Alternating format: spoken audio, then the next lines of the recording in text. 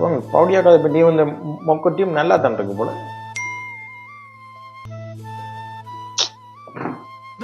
ஆட்டா கூதட்.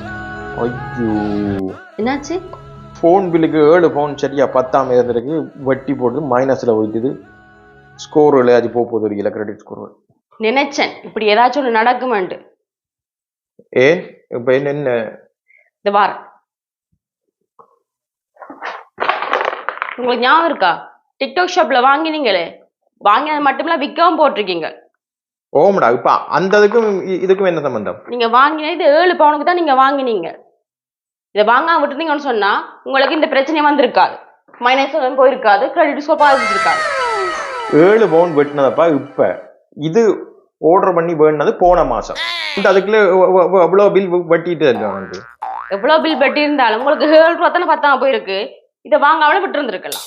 அப்ப அப்படி பார்த்தா நீங்களும் போன கிழமை 50 பவுனு கிட்ட மேக்கப் கிட்டலாம் எந்த காட்டுல பண்ணீங்க. அப்ப அந்த 50 நடந்தாலும் இப்ப இது வட்டி இருக்காது. உங்களுக்கு 7 பவுன் பிரச்சனையா 50 பவுன் பிரச்சனையா? 7 பவுன் தானே பிரச்சனை. அப்ப எதுக்கு 50 பவுன் பத்தி பேச கதைக்கிறீங்க? இதை வாங்காம விட்டுருந்தீங்கன்னு சொன்னா உங்களுக்கு எந்த பிரச்சனையுமே இல்லை. இந்த இனியாச்சும் கண்டதை வாங்காதீங்க.